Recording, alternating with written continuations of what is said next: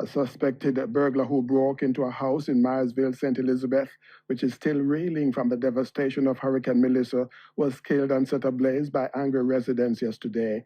He has been identified as Jermaine O'Neill Davis, a resident of Mandeville, Manchester. It's reported that about 2 p.m. yesterday, Davis allegedly broke into a house in Myersville and stole money and other items. He was in the process of leaving the house when he was confronted by residents of the community. It's alleged that Davis brandished a knife and attacked the citizens in a bid to escape. He was subsequently accosted by the citizens who used stones and cutting implements to inflict wounds on him. He was then set ablaze by the angry mob. His motor vehicle was also set ablaze. The injured man was transported to the Mandeville Regional Hospital where he was pronounced dead. The St. Elizabeth police are investigating. Welcome to True Jamaica Buzz, news and entertainment with a buzz. This is the perfect case in which Tarzan, Jane, and the Little Monkey justice was appropriately applied.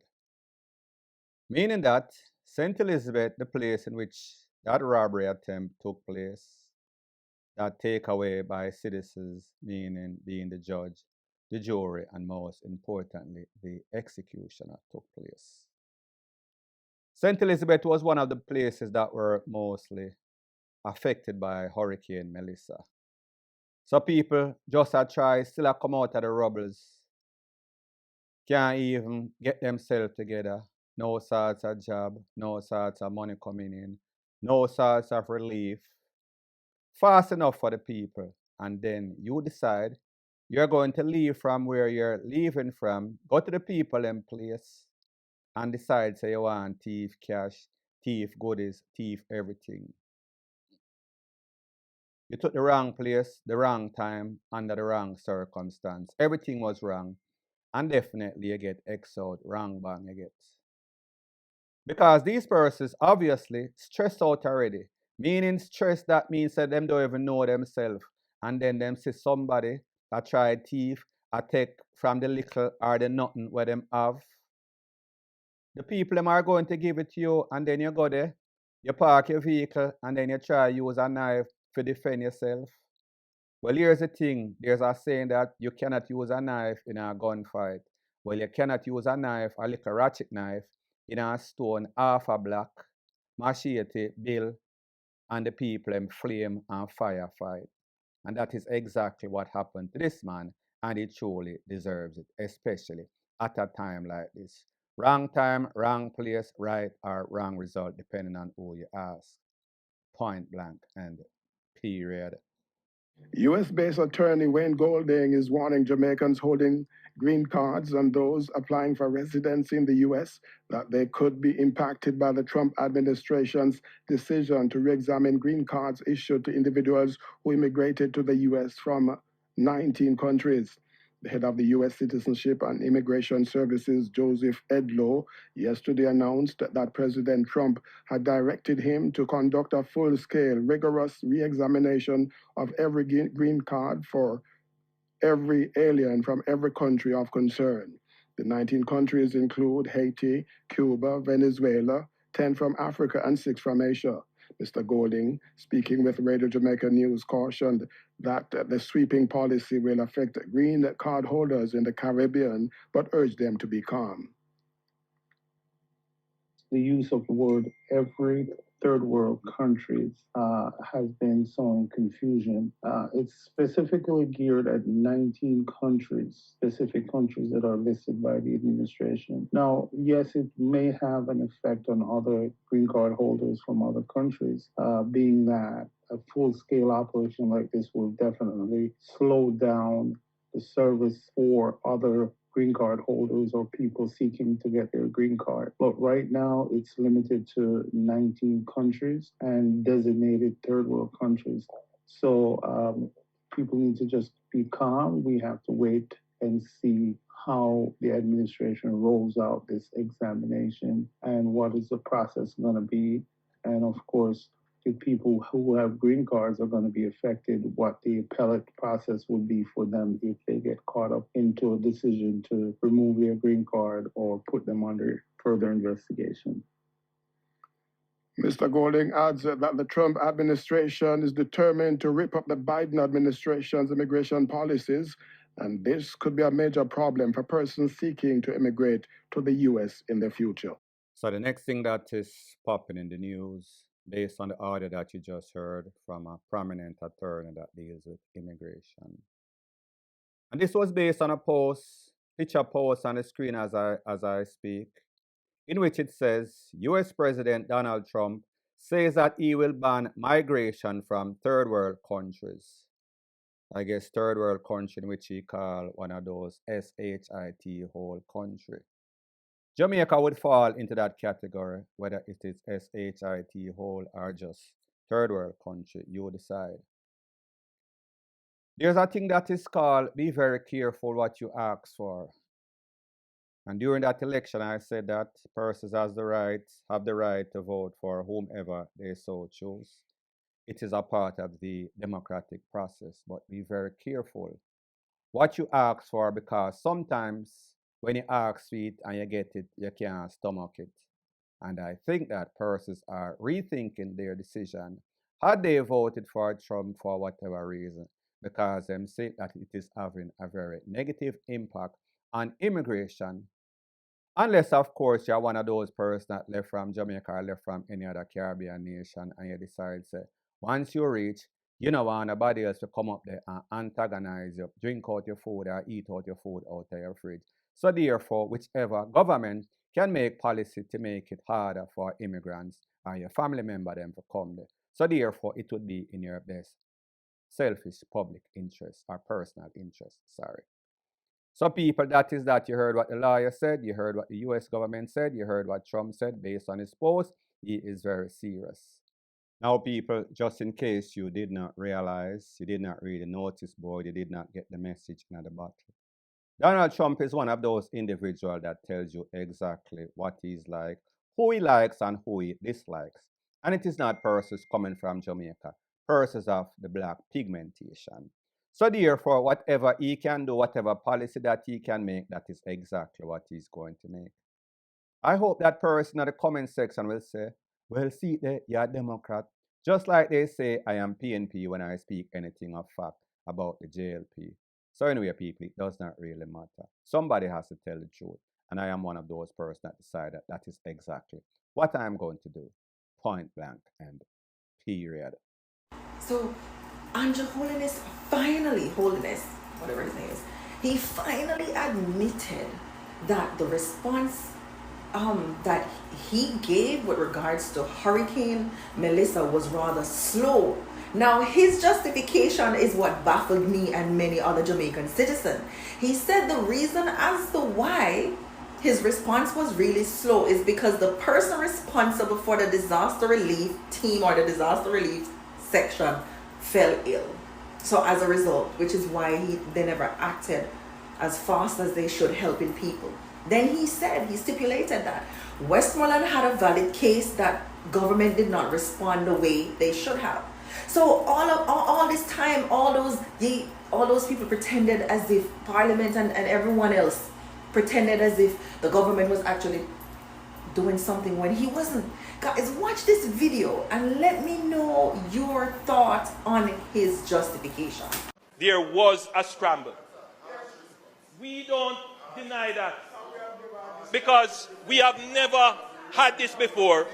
Institutions, funny enough, Mr. Speaker, the members from Westmoreland made a very strong case that the disaster response was slow and ineffective. And I reflected on it. I did, because every criticism, I take it and I look at it, because if I am wrong, I am the first to admit. In the same way that when I looked at the response, I said in the first 3 days, we were all just trying to. So the next thing that is popping in the news based off that video and audio that you just heard at the start of this section, where a young lady eloquently describes and points out something that your Prime Minister Andrew Holness had to say as it pertains to the relief effort response, which was kind of slow. Dragged his feet. He said that because this is the first time that Jamaica was hit by such a Category 5, they were stunned, they were dazed, they were confused. They did not know how to act. Kind of like some of them go to where you see when them hear somebody frighten them just drop and turn over upon them side. He was kind of dazed. Well, people, here's the thing. That is why you put stuff into play before eventualities like these. And it is not as if Hurricane Melissa was not just going around like slowly letting us know, listen, may I come, make sure say you're ready. Make sure say you have on your negligee. Make sure say you have your KY jelly because somebody is about to get FUCK. And we did, meaning Jamaica in the worstest way. So therefore, we had ample time, and the hurricane even gave us more time. And we saw that the government, through the finance minister, made plans in which they did some disaster relief insurance, and it worked out in our favor based on how we were hit. We were given $150 million towards that recovery process. So therefore, we should have been prepared. And like they say, he who fails to prepare prepares to fail. And whenever you get hit by a hurricane, Category 5, it means DEATH in slow response. Emergency means emergency. Your Prime Minister is telling us that he is one of the first person, whenever he is criticized, he will always admit that he was wrong. Well, people, maybe he is admitting now, which would probably be one of the first times, but we see that he denied a whole bunch of stuff that he actually did not do correctly. When you hear people like me speak, and you hear that young lady that so eloquently explained, caught him in his acceptance or admittance, people are going to say, well, a girl, she for DEAD, you know, and this year, this the Prime Minister, she must be Mark Golden side chick or Mark Golden goopy. You're going to hear stuff like this. So, young lady, be prepared for social media if you don't know. You cannot have a thin skin like some people that we know. So here's the thing and what exactly took place. Your Prime Minister, the government was getting a beating because they must say, all of these planes that they were talking about, these 300 cargo planes that came in which Buju Banton one was in some sorts of controversy. We don't see them think they're out yet. We don't know if it is in some sorts of warehouse and the rice and whatever food product is being expired and having weeble rate. So in other words, well-thinking persons like myself did not think that the response was efficient as it should have been, especially when persons were out here without any sorts of shelter, without any sorts of food, without any sorts of bed, the necessary necessities that people need, just the basic necessities as a matter of fact. So one of the first things that we saw the Prime Minister did is that the person that is responsible for the Office of Disaster Preparedness, whatever the acronym is, they were let go, fired, relieved. Other top management, they were also set aside and he replaced them with somebody from the JDF, Jamaica Defense Force. Don't remember the individual's name. So therefore, heads start to roll. However, the heads at the top did not roll, and they are the ones that are supposed to be delegating, making sure this is done or that is done. However, we saw that somebody had to be the scapegoat, and definitely was not going to be your Prime Minister because he is Mr. Perfect. He knows everything, he does everything right. The omnipotent, the omnipresent one, like most persons that are political sheep, seem as the anointed. So my point is that that was the word of the Prime Minister in which this lady kind of exposed that that is what he said. They were shocked, they were stunned, they could not move fast enough. However, they took out an insurance. However, they have the ODPM. However, there was a hurricane maybe about a couple of years before that. That should have been some sorts of mile marker for know, say, well, if this one bad, just imagine what was going to happen. So the moral of the story is this, like I've always said, a wise man learns from his mistake, a wiser man learns from the mistakes of others. So therefore, we were hit by a category, whatever hurricane before, maybe a couple of years ago. We saw what happened to Haiti, and we saw that this hurricane, Melissa, it was hovering for a couple of days, gave us enough time to plan. However, when it hit, we are still in the planning stage a month or so later. Makes absolutely no sorts of sense. So all of you little sheep, go in the comment section now and tell me how much of a PNP I am, how much me hate the government, just because I am telling you the truth. And like I've always said, the truth is a very uncomfortable environment for liars and corrupted individuals and their facilitator. Point blank and period. A complete joke this. A complete utter joke this. From a seat, me know say corruption is fully involved. Now you mean to tell me say that shipment, that controversial shipment there, where everybody I talk about, you want to tell me say the person that rant and rave had nothing to do with the shipment? Like I'm business partner and put it together and him just attach him name to it? And 60% of the shipment was adult diapers? And you want to tell me, say, there were no Starlink or nothing like that in the shipment? So I never even did know in a shipment. I believe, say, that person in particular needs to forward out and make a formal apology.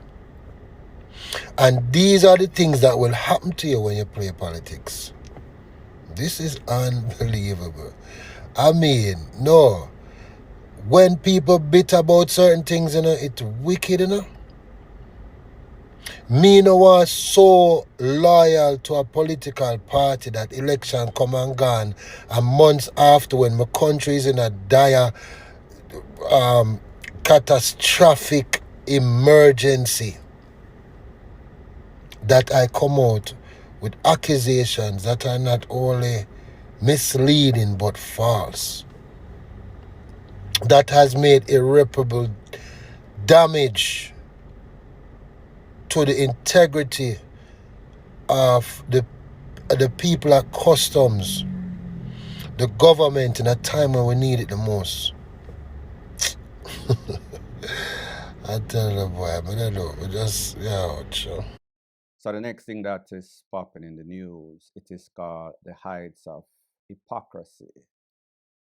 All of these persons that are trying to use reverse psychology and tell people, say, boy, them always a play politics, and we are supposed to look out for Jamaica first, Jamaica come first. When all the while, the same people that are pointing finger are the same persons that are looking out for politics and politicians, more specifically the government of Jamaica, more specifically Andrew Holness, the PM. It is disgusting, disturbing the heights that persons would go to defend the Prime Minister, when a whole bunch of things that we see as it pertains to this Hurricane Melissa relief is inefficient at best, negligent, incompetent, irresponsible at worst, whichever one you want to put it. And persons are actually dying out there. Persons are in dire straight situation. However, you have people that would come and they point fingers at everybody. It is called deflection. It is called trying to point the beam from where the problem lies. So therefore, the controversy and drama as it pertains to Buju Banton is the deflection, the smoke screen, so that we don't see the bad job that is done by the relevant authority, all that are involved. It is strange when people are say, Buju Banton cause Jamaica for being a disrepute, meaning that persons are going to look and say that there is no unity, and persons are going to stop from donating. Well, the people them have been donating. The donations have not slowed down. What has slowed down is the efficiency in which the things are reaching to the people, and the people them still out there in the swamp, in the mosquito place, no bed, no roof, at best a tarpaulin, at best some dirty clothes, old clothes that wet up and dry, where them lay down upon, so that them hip and them back now go hurt them when them lay down on the board or the concrete structure or even in the yard, in the cold mud. So what is the problem when persons like myself talk and talk the truth? How is it that persons have a problem with the truth? How is it that persons say that they want better? However, when people come out and speak for better, we don't have a problem with that.